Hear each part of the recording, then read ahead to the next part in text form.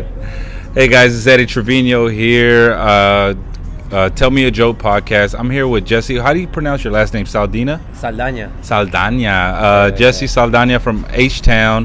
What's up, bro? How you doing, man? Oh, man, I'm doing good, dude. I feel good.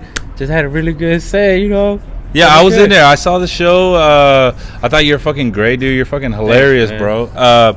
One thing I want to say, like, how did we not cross paths, dude? I don't understand. I've been doing comedy for about 10 years.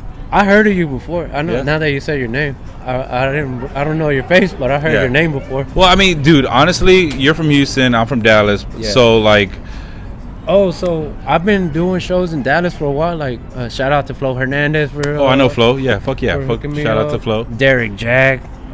Derek. You know Derek Jack. Yeah. Hell yeah. What's up, Derek? Man, who else hooked me up, man? I feel like I don't know, but Dallas has been. I've been doing a lot of stuff up here. That's kind of cool because I saw the way you write your shit, and I fuck with it, guaranteed. Like I've been doing monthly shows. I've been selling out. I call it the Classified Comedy Showcase. Okay. So no one knows who's on it, and there's a lot of all the fucking comedians I work with from New York, from LA, Chi-Town, Austin.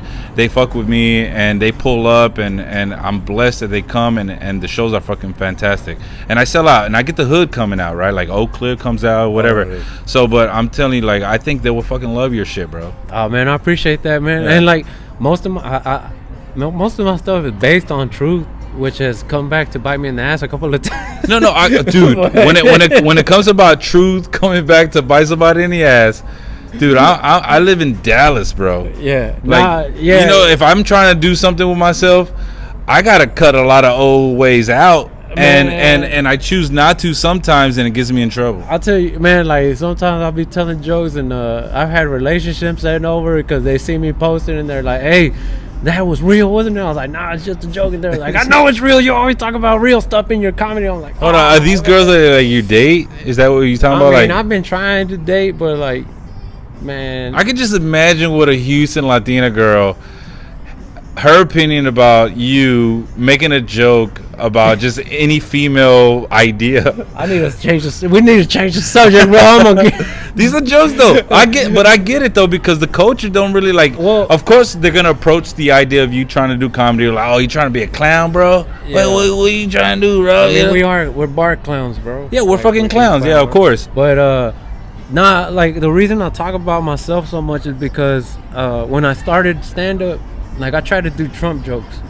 Oh, dude, I got a Don Julio Trompas. Have you heard of that? Nah. Dude, I have a Mexican Trump bit. Okay. Don Julio Trompas. I tried to do that too. Just imagine Trump be like, ¿Qué onda, güey?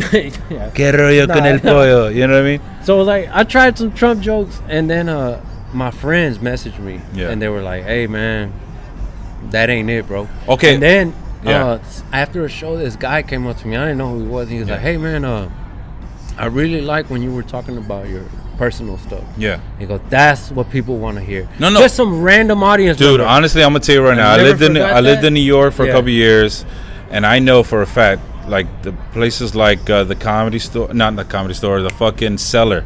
Yeah. Right? The booker from the Cellar, she's, Paul's mom, and rest in peace or whatever, everything that happened. But the Cellar, that's the Comedy Store. But the Cellar, the way they book, you could be the funniest guy in the world. You can write fucking crafty. You can be intelligent as fucking your jokes. If the booker doesn't know anything about you after that, she's not booking you. Oh, really? You could be the funniest motherfucker, writing jokes, whatever. If you don't say shit about yourself, she's not booking you. That's word up. Well, after shows, people tell me that's what they like the most about me. They're like, man, I feel like... But see, when you talk about Trump shit, that is you though. Well, because it has to do with you, bro. Like, this shit's about us. That was back when I was trying to like write like jokey jokes. Yeah, I get what you're saying. Yeah. And like now, when I do after a set or whatever, people are like, "Yo, I felt like we were just chilling at my backyard, and you were just telling stories." Dude, that's a pretty good, dope way to express it. Yeah. Somebody just told me right now, because I just did like 30 minutes. Yeah. And somebody was like, "Man, that didn't feel like 30 minutes." And I'm like, That's fire, bro. That's fire. The best I mean, I saw the first half of it. Yeah. I was getting with Mikey B. We did a podcast earlier.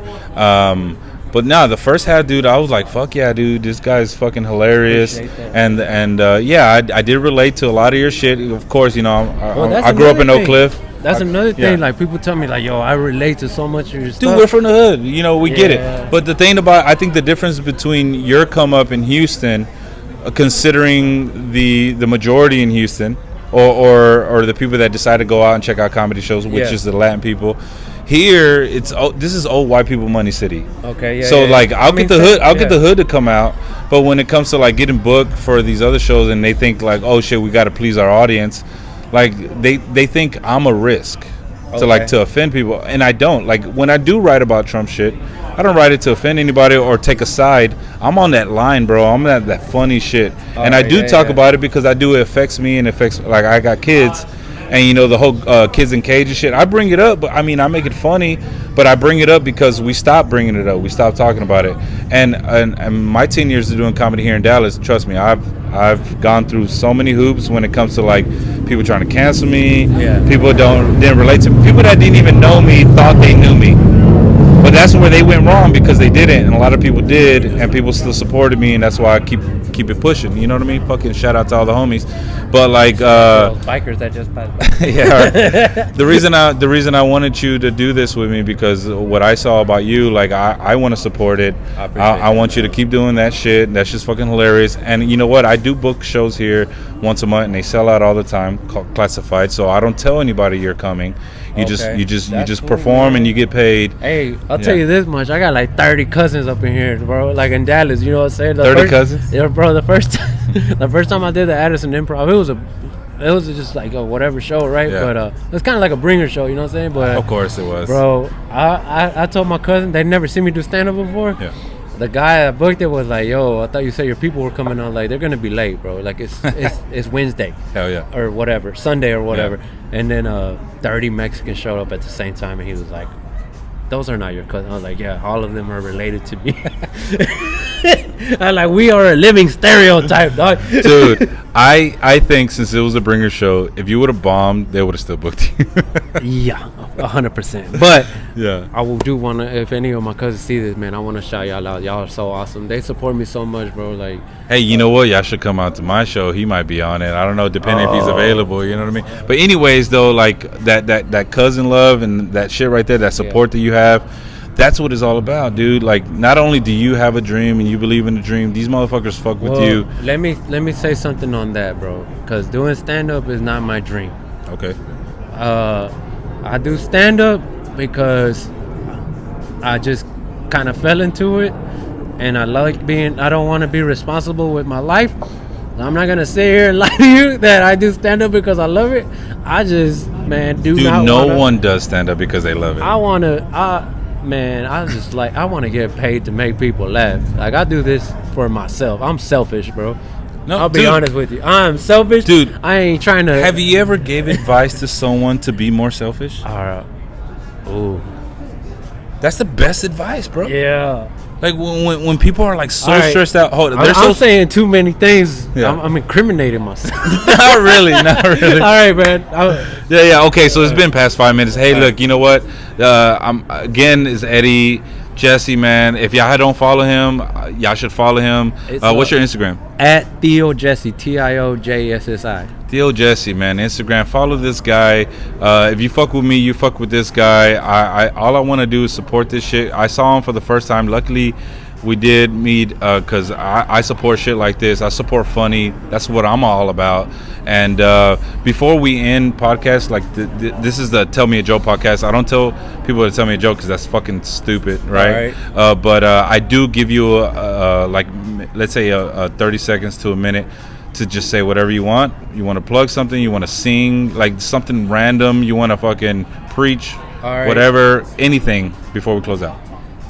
All right. All I want to say is shout out to Willis, Texas, because that's where I grew up. Y puro amor para Santa Catarina, San Luis Potosí. Aquí estamos. Se prendió el pinche cerro.